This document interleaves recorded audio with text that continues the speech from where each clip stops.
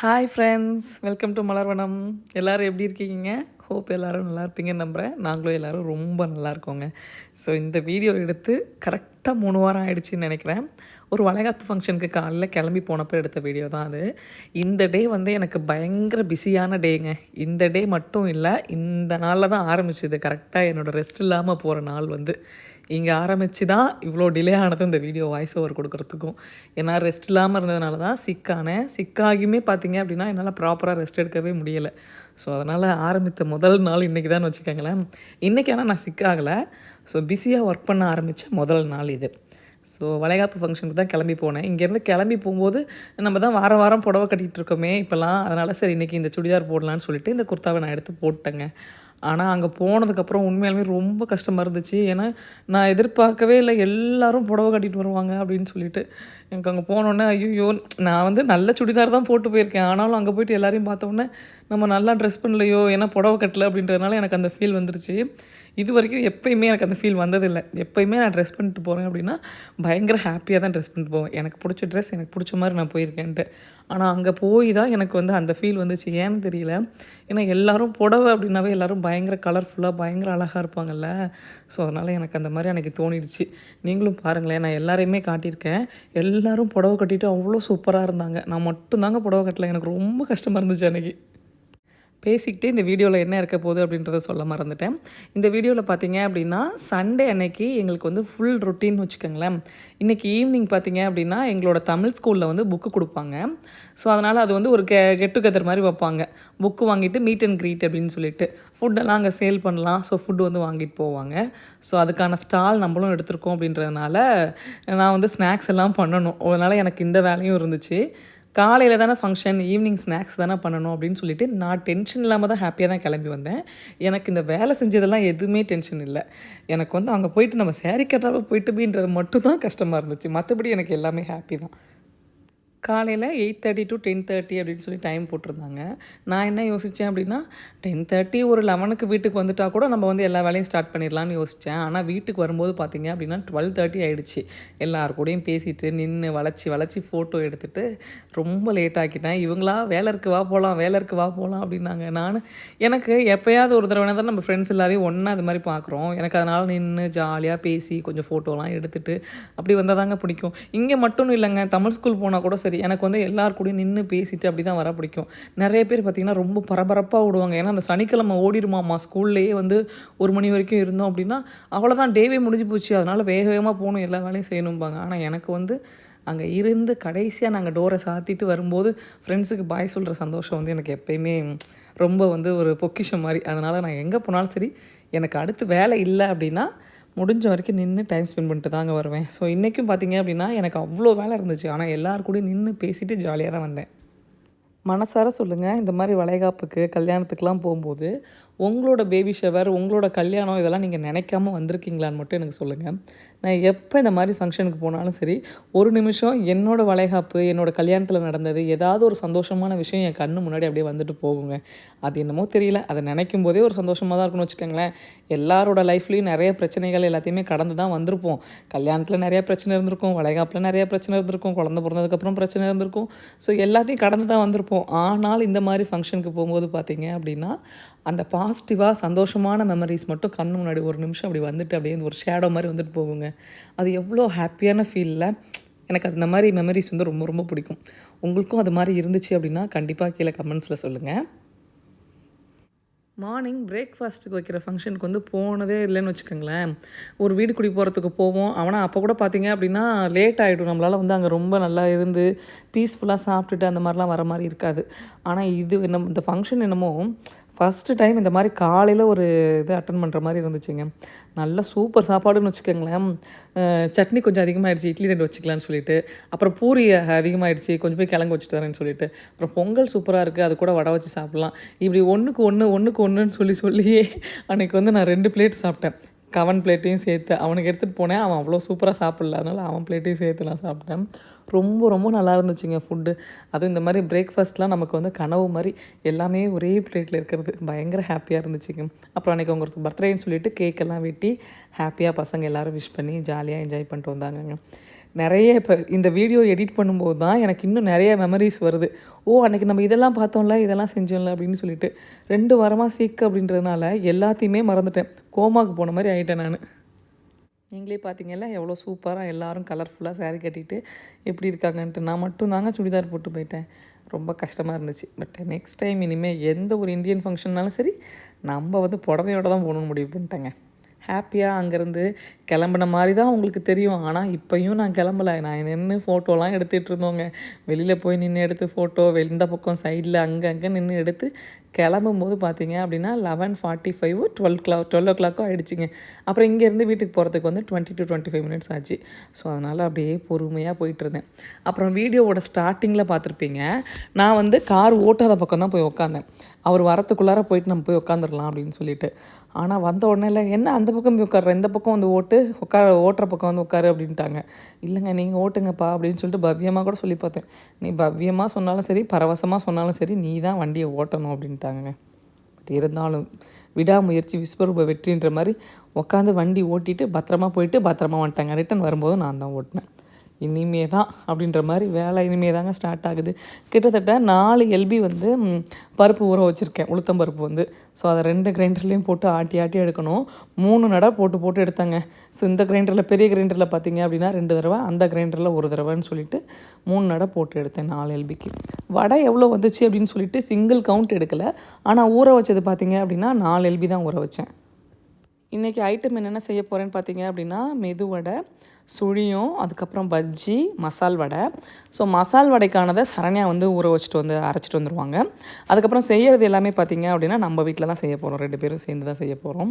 So அதனால் சுழியத்துக்கு நேற்று நைட்டே ரெடி பண்ணி வச்சுட்டேன். அதனால் அது பிரச்சனை இல்லை.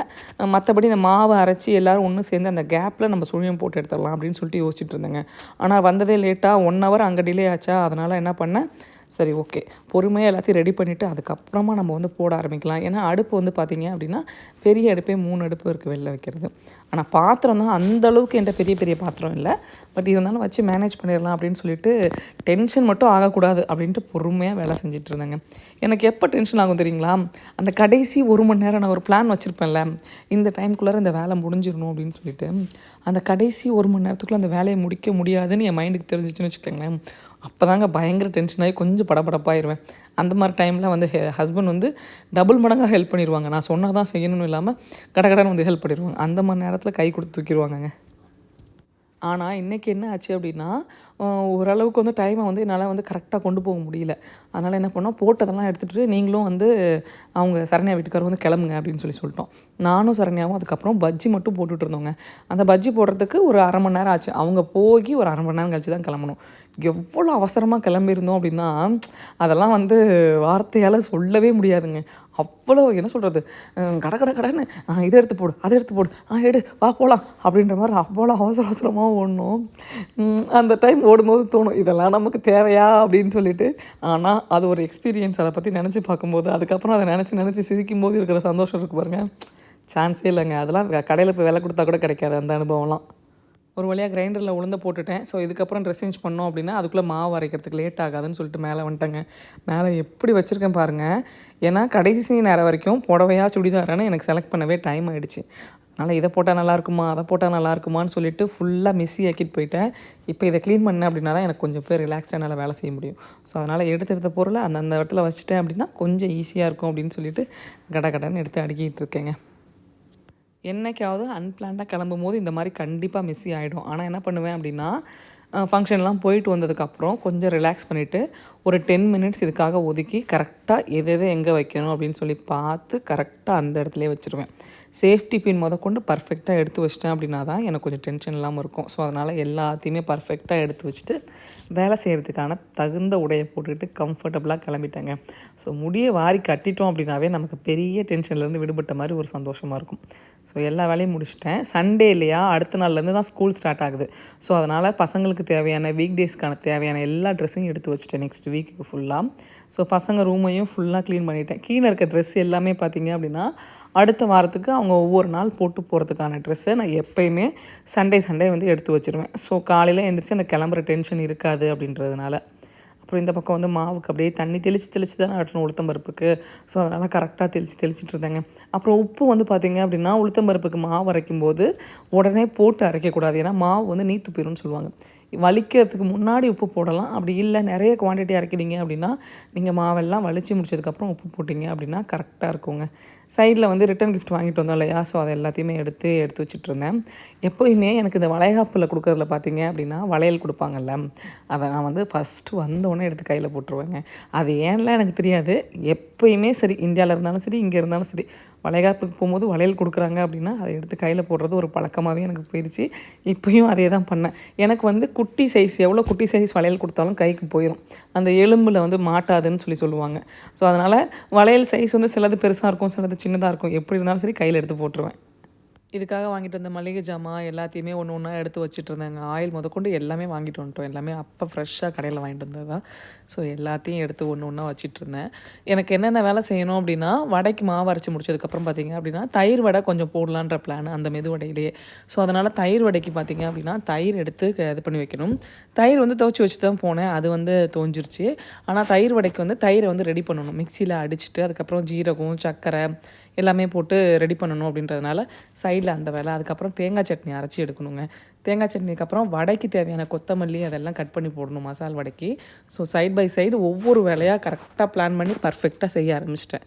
என்ன பிரச்சனை அப்படின்னா, நம்ம ஊரில் வந்து நமக்கு நிறைய பெரிய பெரிய பாத்திரம் இருக்கும். இங்கே நம்ம ஊரில் கிடைக்கிற அளவுக்கு குவாலிட்டியாக பாத்திரம் பெருசாக கிடைக்காது. பெருசாக கிடைக்கும், வெயிட் இல்லாமல் இருக்கும். ஸோ எல்லா பாத்திரத்தையும் அடுப்புலையும் வைக்க முடியாது, எல்லா பாத்திரத்துலையும் ஃபுல் வெயிட் வச்சு தூக்கவும் முடியாது. இந்த 2 பிரச்சனையும் இருக்குது. அப்படின்றதுனால இருக்கிற பாத்திரங்களை வச்சு தான் கொஞ்சம் கொஞ்சம் அட்ஜஸ்ட் பண்ணி செய்யணும். அப்படின்றதுனால அதுக்கான பாத்திரங்கள் தேடுறதே பெரிய வேலையாக இருக்குங்க. ஈவன் தோ என்கிட்ட நிறைய பாத்திரம் இருந்தாலும், இப்போ வடை மாவெல்லாம் பார்த்திங்க அப்படின்னா நிறைய வரும் இல்லையா குவான்டிட்டி. ஸோ அதை ஃபுல்லாக வலிச்சு வச்சிட்டோன்னா கரைக்கும் போது கஷ்டமாக இருக்கும். அதனால் வந்து அதெல்லாம் பார்த்து ஒன்று ஒன்றா எடுத்து வச்சு, அப்புறம் இந்த அரிசி கழுவுற தண்ணி, உளுத்தம்பருப்பு தண்ணி இதெல்லாம் செடிக்கு வந்து ஊற்றிட்டு இந்த மாதிரி வேலைகளும் சைடில் வந்து செஞ்சுட்டே தான் இருந்தேன். கொத்தமல்லி தாங்க கிட்டத்தட்ட 4 கட்டு நாங்கள் வந்து கட் பண்ணோம். அதை பொறுமையாக என் வீட்டுக்கார் வந்து ரொம்ப மெலிசாக கட் பண்ணுவாரா. இதில் வேறு நம்ம கட் பண்ணும்போதெல்லாம் சொல்லுவாங்க, நான் கட் பண்ணுற மாதிரியே நீ கட் பண்ணணும்னு சொல்லிட்டு 4 வேலையில் ஒரு வேலையை அவங்க திருத்தமாக செஞ்சுருவாங்க. அந்த ஒரு வேலையை அவங்க செய்கிற மாதிரியே நம்ம செய்யணும்னு எதிர்பார்ப்பாங்கங்க. அந்த நேரத்துலலாம் தோணும், நீ ஒரு வேளை கற்றுக்கிட்டு படுத்துகிற பாடு இருக்கே அப்படின்னு சொல்லிட்டு. உங்களுக்கு இது மாதிரி தோணுச்சுன்னா கண்டிப்பாக கமெண்ட்ஸில் சொல்லுங்கள். அப்புறம் நிறைய பேர் வந்து, அக்கா ஏன் நீங்கள் வந்து லாங் வீடியோ வாரத்தில் 1 போடுறீங்க அப்படின்னா திரும்பி கேட்டுகிட்டே இருக்கீங்க. என்னால் லாஸ்ட்டு 2 வீக்ஸாக பார்த்தீங்க அப்படின்னா முதல் ஒரு வீடியோவே போட முடியல. அந்தளவுக்கு எனக்கு கஷ்டமாக தான் இருந்துச்சு. காரணம் என்ன அப்படின்னா, வீட்டு வேலையும் செஞ்சுக்கிட்டு வேலைக்கும் போயிட்டு பசங்களுக்கும் வேறு ஸ்கூல் ஆரம்பிச்சிருச்சா. ஸோ இது எல்லாமே என்னால் வந்து கரெக்டாக மேனேஜ் பண்ண முடியலைங்க. எவ்வளோ தான் கரெக்டாக பிளான் போட்டாலும் எங்கேயாவது ஒரு இடத்துல சொதப்பிடுது. அதுவும் பெரிய பையனோ சின்ன பையனோ சிக்கானாங்கன்னு வச்சுக்கோங்களேன், அவங்களோட ரொட்டீன் அப்படியே அஃபெக்ட் ஆகுமா, அது அப்படியே என்னோடய ரொட்டீனும் அஃபெக்ட் ஆகுங்க. ஸோ அப்படியே நான் சிக்காயிருவேன். பசங்க சிக்கானாங்க அப்படின்னாவே எனக்கு ஒழுங்கான தூக்கம் இருக்காது. எனக்கு ஒழுங்கான தூக்கம் இல்லை அப்படின்னாவே நானும் சிக்காயிருவேன். ஸோ இதெல்லாம் சேர்ந்து தான் என்னால் வந்து பர்ஃபெக்டாக வீடியோ வந்து ரெகுலராக போடவே முடியலை. ட்ரை பண்ணிகிட்டே இருக்கேன். கண்டிப்பாக ஒரு நாள் ரெகுலராக போட ஆரம்பிப்பேன்னு நினைக்கிறேன். சரண்யா வந்துட்டாங்க அப்படின்னா பயங்கரமாக ஹெல்ப் பண்ணுவாங்கங்க. ஸோ அவங்க வரத்துக்குள்ளார முடிஞ்ச வரைக்கும் கொஞ்சம் வேலைகள் எல்லாம் முடிச்சிடலாம் அப்படின்னு சொல்லிட்டு கட்டிங் வெட்டிங் எல்லாமே வந்து பார்த்து பண்ணிகிட்டு இருந்தாங்க. இவங்களை வந்து அன்னைக்கு தான் போயிட்டு சேஞ்ச் வாங்குறதுக்கு $1 வேணும் இல்லையா, எல்லோரும் வாங்கும்போது சேஞ்ச் வேணும்னு சொல்லிட்டு கரெக்டாக அன்னைக்கு தான் போய் வாங்கிட்டு வரத்துக்கு போனாங்க. ஏன்னா நாங்கள் சரி வீட்டில் இருக்கிறத வச்சு பார்த்துக்கலாம் அப்படின்ட்டு இருந்தோம். பட் வந்து $1 கேஷ் இல்லை அப்படின்னா நமக்கு வந்து கஷ்டம் அப்படின்னு சொல்லிட்டு இது பண்ணிட்டு இருந்தோங்க. அதே மாதிரி இந்தியன் ஸ்டோரில் கொஞ்சம் திங்ஸ் வாங்கிட்டு வந்திருந்தாங்க. வேறு யாரோட பில்லோ சேர்ந்து வந்துருச்சு போல். நான் அதில் பார்த்தேன்னா ஒரு பில்லு வந்து ஒரு அமௌண்ட்டில் இருந்துச்சு, இன்னொரு பில்லு வந்து ரொம்ப கம்மியானதில் இருந்துச்சு. அதில் வந்து வெத்தலை வாங்கினது போட்டிருந்துச்சு. நம்ம வெத்தலை வாங்கவே இல்லையே, இது ஏன் போட்டிருந்துச்சு அப்படின்னு சொல்லி கேட்டுட்டு இருந்தேன். அப்போ அவங்க சொன்னாங்க, இது வந்து நம்ம பில்லு இல்லை, நம்ம பில்லு இருந்தது மேலே இருந்தது மட்டும்தான், கீழே இருந்தது வேறவங்களோட பில்லு அப்படின்னாங்க. எப்பயுமே சரிங்க கடைக்கு போயிட்டு வந்தோம் அப்படின்னா எதுக்கு வாங்கினாலும் சரி பில்லை மட்டும் நான் பர்ஃபெக்டாக செக் பண்ணிடுவேன். ஏன்னா நிறைய தடவை பில்லில் பார்த்தீங்க அப்படின்னா எக்ஸ்ட்ரா அமௌண்ட்டு போய் வீட்டுக்கு வந்துட்டு ஃபோன் பண்ணோம் அப்படின்னா லாங் ட்ராவலாக இருக்குமா. இப்போ ஃபார் எக்ஸாம்பிள் இங்கே பட்டேல் பிரதரில் நேப்பர்வேலியில் இருக்க பட்டேல் பிரதரை வந்து எதாவது வாங்கிட்டோன்னு வச்சுக்கோங்களேன், அங்கே ஒரு ஐட்டம் மிஸ் ஆகிருக்குன்னு வச்சுக்கோங்க. திருப்பி நம்ம கால் பண்ணி கேட்டோம் அப்படின்னா அதுக்கான ரெஸ்பான்ஸ் வந்து ப்ராப்பராகவே இருக்காது. மோஸ்ட்லி இல்லை அப்படின்றது தான் வேறு ஆங்கிளில் சொல்லுவாங்க. ரிட்டர்ன் வர சொல்லுவாங்க, இல்லை அப்படின்னா பார்க்கணும் அப்படி இப்படின்னு ஏதாவது சொல்லி சம்திங் மொத்தத்தில் அந்த காசு நமக்கு வராதுன்னு வச்சுக்கோங்களேன். அதனாலே வாங்கிட்டு வந்தோம் அப்படின்னா காரில் வந்து ஏறுறதுக்குள்ளே பில்லை வந்து செக் பண்ணிடுவேங்க பெரும்பாலும். எப்போயாவது ஒரு டைம் பண்ண முடியலை, அடுத்து வேலையினால பிஸியாக இருக்கும் அப்படின்னா வீட்டுக்கு வந்தோடனே கரெக்டாக செக் பண்ணிடுவேன். பட் வீட்டுக்கு வந்து செக் பண்ணுறது அந்த அளவுக்கு வந்து நல்லதில்லை, அங்கேயே செக் பண்ணிடுறது தான் நல்லதுங்க. என்னோடய பெரிய பையனுக்கு வந்து பார்த்திங்க அப்படின்னா எப்போ மாவு அரைச்சாலும் கிரைண்டர் துடைக்கிற வேலையை வந்து அவன்கிட்ட விட்டுருவேன் நான். கொஞ்சம் கிரைண்டர் மட்டும் துடைச்சி வச்சுருப்பா அப்படின்னு சொல்லிட்டு. ஸோ அதனால் அவன் அதை பர்ஃபெக்டாக செஞ்சு வச்சுருவான்னு வச்சுக்கோங்களேன். குட்டி குட்டி வேலை பசங்கள்கிட்ட வாங்கிட்டு தான் இருக்கேன், வேலை வாங்காமலாம் இல்லை. பட் முழுசாக அவங்கள நம்பி ஒரு வேலையை விடுற அளவுக்கு இன்னும் அவங்க வளரலை அப்படின்னு சொல்லிட்டு முழு வேலையும் அவங்கள்ட்ட விட மாட்டேன். லைட்டாக துடைக்கிறது, எடுத்து வைக்கிறது, எடுத்துகிட்டு வர சொல்கிறது, அந்த மாதிரி வேலைகள்லாம் வாங்கிட்டு தான் இருப்பேன். அதையும் பசங்க வந்து கண்டிப்பாக கரெக்டாக செஞ்சுருவாங்கங்க. செய்ய மாட்டேன், இதை பண்ண மாட்டேன் அப்படின்ற மாதிரி இது வரைக்கும் இல்லை. டச்வுட் நல்லா போயிட்டுருக்கு. இதே மாதிரியே கொஞ்சம் அப்படியே டீனேஜர் ஆகிட்டாங்க இல்லையா? ஸோ இதுக்கப்புறமும் அப்படியே அம்மா அப்பாவுக்கு ஒரு மரியாதை கொடுத்து ஒரு நல்ல பிள்ளையாக வளர்ந்துட்டாங்க அப்படின்னா சந்தோஷம்னு வச்சுக்கோங்களேன். ஸோ சைடில் அப்பப்போ வந்து வீடியோ வந்து எடுக்க மறந்துடுவேன். அவங்கள்ட்ட தான் கூப்பிட்டு கொஞ்சம் வீடியோ எடுத்து கொடுங்கப்பா, சைடில் கொஞ்சம் கொஞ்சம் கிளிப்புங்கெல்லாம் எடுத்துருங்கப்பா, ப்ளீஸ்ப்பா அப்படின்னு சொல்லிவிட்டு அப்படியே அங்கங்கே கொஞ்சம் கொஞ்சம் வீடியோ எடுக்க வச்சுங்க. சட்னி ரெடி ஆகிடுச்சு. அடுத்து பார்த்திங்க அப்படின்னா தயிர் வடைக்கு தயிர் ரெடி பண்ணணும். ஸோ வீட்டில் செஞ்ச தயிர் தான். கடையில் வாங்கின தயிர் போட்டிங்க அப்படின்னா கொஞ்சம் டேஸ்ட்டாக இருக்கும், ஆனால் வீட்டில் செய்கிற அளவுக்கு ஹெல்த்தியாக இருக்காது. ஸோ அதனால் நான் வந்து வீட்டில் செஞ்ச தயிர் தான் போட்டிருக்கேன். நேற்று நைட்டே வந்து பால் காய வச்சு தயிருக்கு வந்து உர ஊற்றிட்டு தான் படுத்தேன். ஸோ இன்ஸ்டா பாட்டில் வச்சேன் அப்படின்றதுனால ஒரு 6 ஹவர்ஸில் வந்து ரெடி ஆகிடுச்சிங்க. போன வருஷமும் நாங்கள் இந்த சேல் போட்டோம், தயிர் வடை போன வருஷமும் போட்டோம். ஒரு தயிர் வடை கூட டேஸ்ட் பார்க்கல. இந்த வருஷமும் போட்டோம், ஒரு தயிர் வடை கூட டேஸ்ட் பார்க்கல. நெக்ஸ்ட் எப்போயாவது வீட்டில் செஞ்சு தயிர் வடை டேஸ்ட் பார்க்கணுன்னு ஆசையாக இருக்குது. ஏன்னா வீட்டில் பசங்க எல்லாருமே கேட்டாங்க, ஆமாம் நீங்கள் தயிர் வடை வந்து அங்கே மட்டும் தான் செய்கிறீங்க, ஏன் வீட்டில் செய்ய மாட்டேறீங்க அப்படின்னு சொல்லிட்டு. அது மலப்பு தான் வச்சுக்கோங்களேன். அதுக்கப்புறம் தயிர் அதுக்காக அடைச்சி வடை போடும்போதே நமக்கு கஷ்டமாக இருக்கும். அதுக்கப்புறம் தயிர் அடித்து ரெடி பண்ணணுமே அப்படின்னு சொல்லிட்டு மலைச்சிட்டு கொஞ்சம் விட்டுட்டேன். பட் இருந்தாலும் ஒரு நாள் வந்து வீட்டில் நம்ம வந்து செய்யணும் தயிர் வடை. அக்கா உங்கள் கிச்சன் அழகாக இருக்குது, கிச்சன் டூர் போடுங்க அப்படின்னு சொல்லி கேட்டுட்ருக்கீங்க. நிஜமாக கிச்சன் டூர் போடுற அளவுக்கு என்கிட்ட ஒன்றும் இல்லை. வேணால் நான் எப்படி ஆர்கனைஸ் பண்ணியிருக்கேன்னு சொல்லிவிட்டு ஃப்யூச்சரில் ஷேர் பண்ண ட்ரை பண்ணுறேங்க. எனக்கு யோசித்து பார்க்குறேன், நான் கிச்சன் டூர்னால் நம்ம அதை எப்படி கொண்டு போயிட்டு அதை எப்படி முடிக்கிறது அப்படின்ற இன்னும் ஒரு இது வரலன்னு வச்சுக்கோங்களேன். வரும்போது கண்டிப்பாக உங்கள் கூட நான் ஷேர் பண்ணுறேன். சரண்யா வந்து வந்துட்டாங்க. நாங்கள் அதுக்கப்புறம் வந்து ஆரம்பிச்சிட்டோம் வேலை எல்லாமே. இந்த பக்கம் பார்த்திங்க அப்படின்னா நான் சுழியம் போட்டுட்ருக்கேன், அந்த பக்கம் சரண்யா வந்து மசால் வடை போட்டுட்ருக்காங்க. எப்பயுமே மசால் வடை வந்து கொஞ்சம் டைம் எடுத்துக்கும். மசால் வடை பொறுத்த வரைக்கும் என்னென்னு பார்த்திங்க அப்படின்னா நம்ம தட்டி போடுறோம் இல்லையா, அப்போ வந்து அது சூடு கம்மியாக இருக்கணும். ஏதாவது நம்ம அந்த எண்ணெய் வந்து அதுக்கப்புறம் வேகும்போது பார்த்திங்க அப்படின்னா அனல் கொஞ்சம் அதிகமாக வச்சு வேக வச்சிங்க அப்படின்னா வெளியில் கிறிஸ்பாகவும் உள்ளே நல்லா வெந்தும் வரும். ஆனால் மெதுவடை வந்து போடும்போது நல்லா சூடாக இருக்கணும், அதுக்கப்புறம் அனலை குறைச்சி வேக வைக்கணும். ஸோ இந்த 2 ட்ரிக்கு தான் வடை போடும்போது. ஸோ அவங்க வந்து மசால் வடையை போட்டுட்ருக்காங்க. அந்த பக்கம் வந்து பார்த்திங்க அப்படின்னா அவங்க வீட்டுக்கார் வந்து சுழியத்துக்கு வந்து உருட்டி கொடுத்தாரு. நம்பால் வந்து பில் வாங்க போனார் இல்லையா, இன்னும் வரல. கடைசியாக கிளம்புறதுக்கு 1/2 மணி நேரத்துக்கு முன்னாடி தான் அந்த என்ட்ரி கொடுப்பாரு. மசால் வடை எப்படினாலும் டைம் எடுத்துருங்க. ஸோ நம்ம போடும்போது தட்டி போடும்போது வர எண்ணெய் சூடு இருக்கக்கூடாது அப்படின்றதுனால. ஆனால் மெதுவடை அவ்வளோ டைம் எடுக்காது. எண்ணெய் சூடாக இருந்துச்சு அப்படின்னா கடன் வேலை முடிஞ்சிடும். நான் வந்து அடுத்து மெதுவடையை போட ஆரம்பிச்சிட்டேன் இந்த பக்கம். ஏன்னா அந்த பக்கம் வந்து பஜ்ஜி போட்டுட்ருக்கேன். ஸோ பஜ்ஜி போட்டதை என்னால் வீடியோவில் ஷூட் பண்ண முடியல, ஏன்னா பயங்கர லேட் ஆகிடுச்சு அப்படின்றதுனால அதுக்கப்புறம் வீடியோ எடுக்க முடியலைங்க. ஸோ இந்த மெதுவடை மட்டும் போட்டு அவங்கள்ட்ட வந்து நீங்கள் கடன் எடுத்துகிட்டு போயிருங்க, நாங்கள் வந்துடுறோம்னு சொல்லிட்டோம். தயிர் வடையும் மெதுவடையும் பார்த்திங்க அப்படின்னா நான் அதுக்கப்புறம் லேட்டாக தாங்க போட்டு எடுத்துகிட்டு போனேன். தயிர் வடைக்கு வடை வந்து போட்டு எடுத்துடணும், கொஞ்சம் சாஃப்டாக எடுத்துடணும், ரொம்ப கிறிஸ்பாகாமல் எடுத்துட்டு அதுக்கப்புறம் என்ன பண்ணணும் அப்படின்னா தண்ணியில் முக்கி எடுத்துகிட்டு திரும்பி தயிரை வந்து ஊற்றணுங்க. ஸோ இந்த வேலைலாம் இருந்துச்சு. நான் இதான் நாங்கள் எடுத்துகிட்டு போன திங்ஸ் எல்லாமே. நிறைய என்னால் அங்கே வீடியோ எடுக்க முடியல, கற்றுன்னு கத்தி தான் வந்து சொல்லிகிட்டு இருந்தேன். வடை பஜ்ஜி போண்டா சாப்பிட்லாம் வாங்க அப்படின்னு சொல்லிட்டு இவ்வளோ பொறுமையெல்லாம் சொல்லலை, நான் நல்லா சத்தமாகவே தான் சொன்னேன். அதனால தானே என்னமோ அடுத்த வாரமே எனக்கு த்ரோட் இன்ஃபெக்ஷன் வந்துருச்சு. பட் எனிவே த்ரோட் இன்ஃபெக்ஷன் வந்தாலும் சரி அந்த மொமெண்ட்டை ஹாப்பியாக என்ஜாய் பண்ணேங்க. ரொம்ப ரொம்ப சந்தோஷமாக இருந்துச்சு. அதை வந்து லைஃப்பில் திரும்பி எப்பவும் கிடைக்காது இல்லையா, அது அன்னைக்கு ஒரு நாள் தான். ஸோ அதனால் அன்னைக்கு சத்தமாக பேசினதுனால தான் த்ரோட் இன்ஃபெக்ஷன் ஆகிருந்துச்சு அப்படின்னாலும் அது எனக்கு சந்தோஷம் தான் வச்சுக்கோங்களேன். ஸோ இந்த பக்கம் பார்த்திங்க அப்படின்னா புக்ஸ் எல்லாம் விற்கிறதுக்கான புக்ஸ் எல்லாம் வாங்குறதுக்கான டேபிள் எல்லாமே போட்டிருந்தாங்க. ஸோ இங்கே வந்து அவங்க புக்கு கலெக்ட் பண்ணிவிட்டு அந்த பக்கம் பார்த்திங்க அப்படின்னா ஸ்நாக்ஸ் எல்லாம் வாங்கிட்டு அதுக்கு அந்த பக்கம் டேபிள் சேர் எல்லாம் போட்டிருந்தாங்கங்க. ஸோ அங்கே உட்காந்து ஜாலியாக ஃபேமிலியாக உட்காந்து பேசிவிட்டு என்ஜாய் பண்ணிவிட்டு போவாங்கங்க. ஸோ 2 வருஷம் இது ஒரு மாதிரி ஹாப்பி வைப்பில் அப்படியே போயிட்டு இருந்துச்சுன்னு வச்சுக்கோங்களேன். நல்லா ஜாலியாக இருந்துச்சுங்க. எனக்கு வந்து தமிழ் ஸ்கூல் அப்படின்னாவே ரொம்ப பிடிக்குங்க.